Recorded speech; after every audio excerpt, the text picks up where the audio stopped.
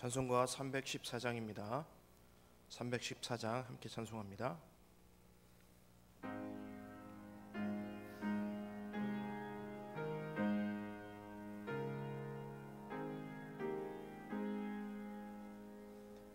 내 구주 예수를 더욱 사랑 엎드려 비는 말 들으소서. 내 진정 소원이 내 구주 예수를 더욱 사랑 더욱 사랑. 이전엔 세상 나 기뻤어도 지금 내 기쁨은 오직 예수. 다만 내 비는 말 내 구주 예수를 더욱 사랑 더욱 사랑. 이 세상 떠날 때 찬양하고 숨질 때 하는 말 이것일세. 다만 내 비는 말 내 구주 예수를 더욱 사랑 더욱 사랑.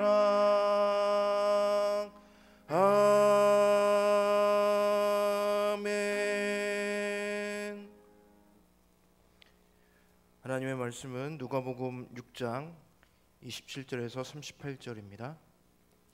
누가복음 6장 27절에서 38절 말씀 한 절씩 교독하시겠습니다. 마지막 38절은 함께 읽습니다. 27절입니다. 그러나 너희 듣는 자에게 내가 이르노니 너희 원수를 사랑하며 너희를 미워하는 자를 선대하며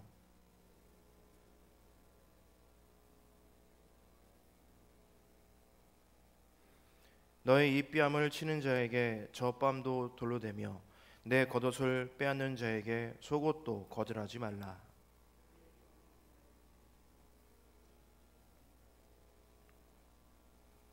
남에게 대접을 받고자 하는 대로 너희도 남을 대접하라.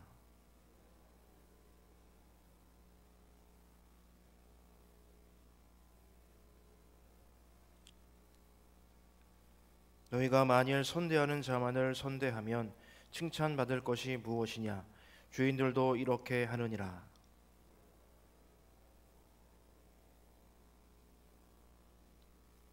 주인들도 그만큼 받고자 하여 주인에게 구워 주느니라. 오직 너희는 원수를 사랑하고 선대하며 아무것도 바라지 말고 구워 주라. 그리하면 너희 상이 클 것이요 또 지극히 높은 신 이의 아들이 되리니 그는 은혜를 모르는 자와 악한 자에게도 인자하시니라. 자가 되라. 비판하지 말라. 그리하면 너희가 비판을 받지 않을 것이요 정죄하지 말라. 그리하면 너희가 정죄를 받지 않을 것이요 용서하라. 그리하면 너희가 용서를 받을 것이요 주라. 그리하면 너희에게 줄 것이니 곧 후히 되어 누르고 흔들어 넘치도록 하여 너희에게 안겨 주리라. 너희가 헤아리는 그 헤아림으로 너희도 헤아림을 도로 받을 것이니라. 아멘. 누가복음 6장 17절부터 마지막 절인 49절까지는요 예수님의 평지수훈이라는 별칭이 붙어있는 단락입니다. 평지수훈, 좀 생소할 수도 있겠는데요, 여러분 상상수훈 잘 아시죠? 예, 그것과 대비되는 그러한 용어입니다. 평지수훈이라는 별칭이 붙은 단락이 바로 어제부터 시작된 6장 17절부터 49절까지의 단락입니다. 같은 내용을 마태복음 5장에서 7절까지 해서 담고 있는데, 잠시 전에 말씀드린 것처럼 이 부분을 산상수훈 혹은 산상보훈이라고 우리가 부르고 있습니다. 오늘 누가복음의 평지수훈에서는 예수님께서 평지에서 제자들에게 말씀하시고, 또 마태복음 산상수훈에서는 예수님께서 산에서 제자들에게 말씀을 전하셨다 하셔서 그렇게 별명이 붙은 것입니다. 평지수훈, 산상수훈 이렇게 붙은 것입니다. 장소는 이렇게 차이가 좀 있지만 말씀하시는 내용은 유사합니다. 둘 다 예수님께서 일상생활에서 지켜야 할 신앙의 실천 상황, 믿음의 실천 사항에 대해서 말씀하시고 계십니다. 분량은 상상수훈이 훨씬 더 많습니다. 오늘 누가복음의 평지수훈은 6장에서만 기록하고 있는 것을 우리가 내일까지 좀 함께 살펴볼 계획입니다. 산상수훈에서는 팔복을 얘기하지만 오늘 잠시 후에 살펴볼 평지수훈에서는 팔복이 아닌 사복 사화를 얘기합니다. 그리고 산상수훈에서는요, 주기도문도 포함되어서 기도에 대해서 말씀하시지만 오늘 평지수훈에서는 이런 부분이 나타나 있지 않습니다. 또한 산상수훈에서는 율법의 내용을 예수님께서 재해석하셔서 말씀하시고 계시는데 이런 식입니다. 율법을 통해 너희가 이렇게 들었는데 너희는 이제는 이렇게 행하라, 이렇게 말씀을 하십니다. 예를 들면 다음과 같습니다. 제가 읽어드리겠습니다. 마태복음 5장에 나와 있는 구절인데요, 한번 들어보십시오. 38절부터 40절의 내용입니다. 또 눈은 눈으로 이는 이로 갚으라 하였다는 것을 너희가 들었으나 나는 너희에게 이르노니 악한 자를 대적하지 말라. 누구든지 내 오른뺨을 치거든 왼편도 돌려대며 또 너를 고발하여 속옷을 가지고자 하는 자에게 겉옷까지도 가지게 하며, 이렇게 표현되어 있습니다. 예수님께서 율법의 내용을 재해석하셔서 조금 더 개선된 또 새로운 윤리적이고 신앙적인 실천사항을 이런 형식으로 제자들에게 말씀하시고 계십니다. 그런데 평지수훈에서는 이 구조를 따르고 있지는 않습니다.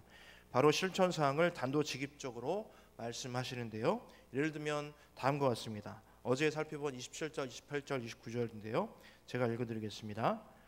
그러나 너희 듣는 자에게 내가 이르노니 너희 원수를 사랑하며 너희를 미워하는 자를 선대하며 너희를 저주하는 자를 위하여 축복하며 너희를 모욕하는 자를 위하여 기도하라. 너희 이 뺨을 치는 자에게 저 뺨도 돌려대며 내 겉옷을 빼앗는 자에게 속옷도 거절하지 말라. 같은 내용을, 또 유사한 내용을 말씀하시고 계시지만 좀 형식은 조금 차이가 있는 것을 우리가 확인할 수가 있습니다. 이처럼 평지수훈과 산상수훈에 약간 이렇게 대조되는 부분이 있습니다만 둘 다 공통적으로 믿음이 일상에서 어떻게 열매를 맺어야 하는지, 이것에 대해서 예수님께서 말씀하신다고 할 수 있겠습니다. 시간 관계상 어제 다루지 못한 본문의 후반부부터 오늘 함께 살펴보도록 하겠습니다. 이 부분이 바로 예수님의 평지수훈으로 한 부분이기 때문에 오늘 같이 살펴보기 위해서 또 어제 시간 관계상 다루지 못한 부분이 있었는데 오늘 같이 보겠습니다. 어제 본문에서 20절부터 26절까지의 내용부터 같이 살펴보겠습니다. 이 부분은 상상수훈의 팔복과 유사한 내용을 담고 있습니다. 하지만 아까 말씀드린 대로 평지수훈에서는 팔복이 아니라 사복 사화를 얘기하고 있습니다. 그러니까 8개의 복이 아니라 상상수훈처럼 8개의 복이 아니라 4개의 복과 4개의 화를 그렇게 얘기하고 계신다고 할 수 있겠습니다. 이 사복 사화가 매우 흥미롭게 대상에 대해서 얘기를 이어갑니다. 사복은 가난한 자, 또 줄인 자, 우는 자, 세상에서 예수님 때문에 미움을 받는 자에 대해서 이들이 복이 있다고 말씀을 하십니다. 사화는 그 다음부터 나오는 내용인데 부요한 자, 배부른 자, 웃는 자, 세상에서 칭찬을 받는 자들에게 화가 있다고 말씀하십니다. 자세히 살펴보면 이 사복사화의 대상이 서로 대조적으로 나타나고 있습니다. 그러니까 가난한 자는 복이 있고 부유한 자에게 화가 있고, 또 줄인 자에게는 복이 있고 배부른 자에게는 화가 있고, 또 우는 자에게는 복이 있고 웃는 자에게는 화가 있고, 세상에서 미움받는 자에게는 복이 있고 세상에서 칭찬받는 자에게는 화가 있다. 이렇게 서로 대조되어서 나타나고 있는 부분을 우리가 확인할 수 있습니다. 어제 본문이지만 우리 말씀을 좀 읽어봤으면 좋겠는데요. 20절부터 23절까지 말씀, 오직 그 큐티집 갖고 계신 분들은 한 장만 앞쪽으로 넘기셔서 좀 같이 한번 읽겠습니다. 본문, 어제 본문 20절부터 23절까지 말씀입니다. 함께 읽습니다. 예수께서 눈을 들어 제자들을 보시고 이르시되 너희 가난한 자는 복이 있나니 하나님의 나라가 너희 것이미요 지금 줄인 자는 복이 있나니 너희가 배부름을 얻을 것이미요 지금 우는 자는 복이 있나니 너희가 웃을 것이미요 인자로 말미암아 사람들이 너희를 미워하며 멀리하고 욕하고 너희 이름을 악하다 하여 버릴 때에는 너희에게 복이 있도다.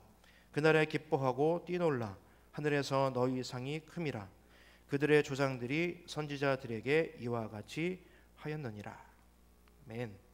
누가복음은 가난하고 소외된 자들에게 관심이 많이 있습니다. 다른 복음서에 비해서 가난하고 소외된 자들, 잘 돌봄받지 못하는 사람들에게 관심이 많이 있는 그런 복음서였는데요.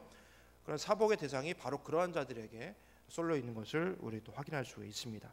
이 땅에서의 삶이 지금 현재 심히 고달픈 자들에게 예수님을 소유한 자는 복이 있다고 그렇게 말씀하십니다. 비록 오늘의 현실이 녹록치 않지만, 쉽지 않지만 복되신 예수님 안에 있는 자는 참된 복을 얻게 된다는 그 말씀을 하고 계신 것입니다. 오늘의 어려운 현실을 견뎌내는 자에게 하늘의 상이 크다고 또한 이어서 말씀하시죠. 다음은 사화에 대한 말씀입니다. 우리 이어지는 말씀 24절, 25절, 26절 말씀 다시 한번 같이 읽겠습니다. 그러나 화 있을진저 너희 부요한 자여 너희는 너희의 위로를 이미 받았도다. 화 있을진저 너희 지금 배부른 자여 너희는 주리리로다. 화 있을진저 너희 지금 웃는 자여 너희가 애통하며 울리로다. 모든 사람이 너희를 칭찬하면 화가 있도다. 그들의 조상들이 거짓 선지자들에게 이와 같이 하였느니라. 아멘. 얼핏 보면 예수님이 부요한 자, 또 배부른 자, 웃는 자, 지금 세상에서 칭찬받고 있는 자들을 미워하는 것처럼 보입니다. 언뜻 문자적으로만 이 부분을 살펴보면 그런 것 같습니다. 왜냐하면 그들에게 화를 선포하고 계시니까요. 하지만 그런 내용은 아닙니다. 이미 부요한 자, 배부른 자들은 그들에게 허락된 풍요와 배부름에 대해서 겸손할 것을 당부하시는 그런 말씀입니다. 지금 부요하고 배부른 자는 그렇지 못한 사람들에 대한 책임의식을 가지라는 취지의 그런 말씀입니다. 지금 웃고 있는 자, 세상의 찬사를 받고 있는 자들도 마찬가지입니다. 웃는 자는 애통할 때가 있음을 기억하고 겸손하라 이렇게 얘기하시는 것이고, 지금 세상 사람들의 찬사에 잠식되어서 자신을 우월한 사람으로 생각하지 말고 우쭐해지지 말라는 예수님의 당부의 말씀인 것입니다. 이 사복과 사화는 대조적인 일상의 네 가지 형편과 상황에 대해서 예수님께서 말씀하시고 계시다 할 수 있겠습니다. 누구나 가난하다가 부유할 수도 있고, 줄이다가 배부를 수도 있으며, 울다가 웃을 수도 있습니다. 반대의 경우도 마찬가지겠지요. 세상에서 미움을 받다가 칭찬을 받을 수도 있습니다. 역시 그 반대도 가능합니다. 어떠한 형편에 처하든 겸손하게 그 속에서 예수님의 말씀을 구하며 하나님의 은혜를 구하며 살라는 당부인 것입니다. 이러한 겸손과 신실함을 우리 예수님께서 이 사복과 사화를 통해 말씀하시고 계십니다. 팔복의 내용과는 조금 차이가 있는 그런 내용인 것이죠.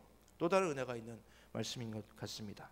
이어서 예수님은 원수 사랑에 대한 말씀, 즉 미워하는 자를 선대하라는 말씀을 또 주십니다. 이것은 예수님의 반대 정신, 반대로 생각하는 생각들, 반대로 생각하는 정신, 그 예수님의 반대 정신에 대해서 얘기하고 있습니다. 오늘 본문 말씀인데요. 조금 길긴 하지만 중요한 말씀이어서 같이 함께 읽겠습니다. 27절부터 31절까지의 말씀을요, 우리 맞추어서 같이 함께 읽겠습니다. 그러나 너희 듣는 자에게 내가 이르노니 너희 원수를 사랑하며 너희를 미워하는 자를 선대하며 너희를 저주하는 자를 위하여 축복하며 너희를 모욕하는 자를 위하여 기도하라. 너의 이 뺨을 치는 자에게 저 뺨도 돌려대며 내 겉옷을 빼앗는 자에게 속옷도 거절하지 말라. 내게 구하는 자에게 주며 내 것을 가져가는 자에게 다시 달라 하지 말며 남에게 대접을 받고자 하는 대로 너희도 남을 대접하라. 아멘. 눈에는 눈, 이에는 이, 이것이 율법의 가르침이었거든요. 그런데 그렇게 함으로써 내게 어려움을 혹은 위해를 가하는 사람에게, 불편함을 주는 사람에게 보복하라, 이렇게 말씀하시지 않습니다. 산상수훈에도 마찬가지입니다. 원수를 미워하지 말고 사랑하라. 너를 미워하는 자들을 똑같이 미워하지 말고 선대하라. 너의 뺨을 치는 자에게, 심지어 너에게 위해를 가하는 사람에게도 똑같이 대하지 말고 다른 뺨도 돌려댈 수 있는 마음을 가지라, 이렇게 말씀하십니다. 이것을 예수님의 반대 정신, 반대 생각이라고 이루고 있는데요. 예수님은 이 평지수훈에서 독특하게 그렇게 해야 하는 이유를 말씀하시고 계십니다. 이 부분은 산상수훈에서는 나타나지 않습니다. 평지수훈에서만 그렇게 해야 되는 이유를 연이어서 말씀하시는데요. 바로 32절부터 34절까지 말씀입니다. 우리 다시 한번 같이 함께 마지막으로 읽겠습니다. 너희가 만일 너희를 사랑하는 자만을 사랑하면 칭찬받을 것이 무엇이냐? 주인들도 사랑하는 자는 사랑하느니라. 너희가 만일 선대하는 자만을 선대하면 칭찬받을 것이 무엇이냐? 주인들도 이렇게 하느니라. 너희가 받기를 바라고 사람들에게 구워주면 칭찬받을 것이 무엇이냐? 주인들도 그만큼 받고자 하여 죄인에게 구워주느니라. 세상의 죄인, 그러니까 하나님을 모르는 자, 예수님의 말씀을 듣지 않은 자도 그렇게 행한다는 그런 얘기입니다. 세상의 죄인 같은 사람들도, 죄인들도 쉽게 하는 것을 신앙의 행위로 삼지 말아라 하는 것입니다. 믿음을 가진 사람으로 예수님을 닮아가고자 하고 예수님을 따라가고자 하는 사람은 예수님의 반대 정신으로 일상을 살라고 하시는 말씀이고, 그 이유에 대해서 이렇게 말씀하시고 계시는 것입니다. 세상 사람과 똑같이 하지 말고 다르게 예수님의 말씀을 소망하고 또 하나님의 은혜를 구하는 자처럼 행하라, 그렇게 말씀하시는 것이죠. 이어지는 말씀도 이러한 맥락의 내용입니다. 사람들을 선대하고 그들에게 자비로운 자가 되라. 비판하지 말라. 정죄하지 말라. 용서하라. 판단하지 말라. 이러한 내용의 말씀을 이어지는 구절에서 말씀하시고 계십니다. 바로 예수님의 반대 정신이라고 할 수 있겠습니다. 그런데 이것이 참 쉽지가 않습니다. 내가 해를 당하면 그 해를 갚아주고자 하는 마음이 생기는 것이 우리 인지상정인 것입니다. 그러나 그 순간마다 특별히 평지수훈이나 산상수훈에서 예수님께서 말씀하신 이 반대 정신을 우리가 기억할 필요가 있습니다. 세상 사람도 똑같이 하는 것을 우리가 같이 행하면서 어떻게 그리스도의 향기가 되며 예수님의 사랑을 전할 수 있겠습니까? 쉽지는 않지만 쉽지 않기 때문에 더 그렇게 할 만한 가치가 있는 것이 아닌가 생각됩니다. 이 예수님의 반대 정신, 내가 해를 당한 대로 그대로 돌려주지 않고 오히려 사랑하며 오히려 품어주고 오히려 받아주는 그 마음이 바로 우리의 마음이 될 수 있기를 축복합니다. 말씀을 정리합니다. 예수님께서는 이 평지수훈의 가르침을 통해서 예수님의 반대 정신을 말씀하시고 계십니다. 사복사화를 통해 겸손함과 신실함을 우리는 읽어낼 수 있습니다. 어떤 형편에 처하든 겸손히 그 속에서 예수님의 말씀을 구하며 신실하게 하나님의 은혜를 구할 수 있어야 하겠습니다. 그리고 우리가 만나는 사람들, 우리에게 그리 호의적이지 않은 사람들도 선대하라고 예수님께서 말씀하십니다. 똑같이 그들에게 반응하지 말 것을 당부하십니다. 세상 사람들이 할 수 없는 것, 예수님의 사람들만이 할 수 있는 것, 바로 그것을 하라고 말씀하십니다. 그것은 예수님의 반대 정신으로 그들을 선대하고 마음 안에 받는 것입니다. 그들을 비판하지 않고 정죄하지 않고 용서하고 판단하지 않는 것입니다. 이 말씀을 기억하는 우리가 되었으면 좋겠습니다. 예수님의 이 반대 정신으로 겸손하게 그리고 신실하게 하루를 살아가는 저와 여러분 되시기를 주의 이름으로 축복합니다. 기도하겠습니다. 하나님 아버지, 분주하고 녹록지 않은 우리의 삶의 일상이지만 우리 일상에서 예수님의 그 반대 정신으로 살아가는 우리 모두가 될 수 있도록 인도하여 주시옵소서. 늘 겸손하게 언제나 신실하게 예수님의 말씀 앞에 그리고 하나님의 은혜 앞에 머무르는 우리 모두가 되게 하여 주시옵소서. 지금은 우리 주님 예수 그리스도의 은혜와 하나님 아버지의 사랑과 성령 하나님의 교통하심이 말씀을 듣고 예수님의 반대 정신으로 일상을 살아가기 원하는 말씀을 듣는 모든 이들에게 이제부터 영원까지 함께 하시기를 간절히 축원하옵나이다. 아멘. 예, 오늘 특별히 기도 부탁 드리는 것은요, 어제도 같은 내용 말씀드렸지만 고 양혜성 권사님 오늘 바른 예배가 있습니다. 슬픔 중에 있는 유가족들을 위해서 계속 기도해 주시고 모든 장례 일정 은혜롭게 잘 맞춰질 수 있도록 기도해 주시기 바랍니다. 오늘 오전 11시 반에 슐학원 갈마 성심 장례식장 특 1호실에서 바른 예배가 있습니다. 함께 오셔서 위로하고 또 하나님 앞에 같이 나아가실 우리 성도님들 참여해 주시기를 부탁드리겠습니다. 우리 고 양희성 권사님의 영혼과 또 유가족들 또 장례 일정 위해서 같이 기도해 주시기를 부탁드리겠습니다. 이 시간 주님의 이름 한번 부르짖고 기도하겠습니다. 주여! 하나님 아버지 감사합니다. 오늘 말씀 주시고 또 우리에게 또 기도할 제목도 허락하여 주시니 감사합니다. 특별히 말씀 안에 거하는 우리가 되게 하여 주시고 오늘 말씀이 되어서 주님 예수님의 반대 정신으로 살아가는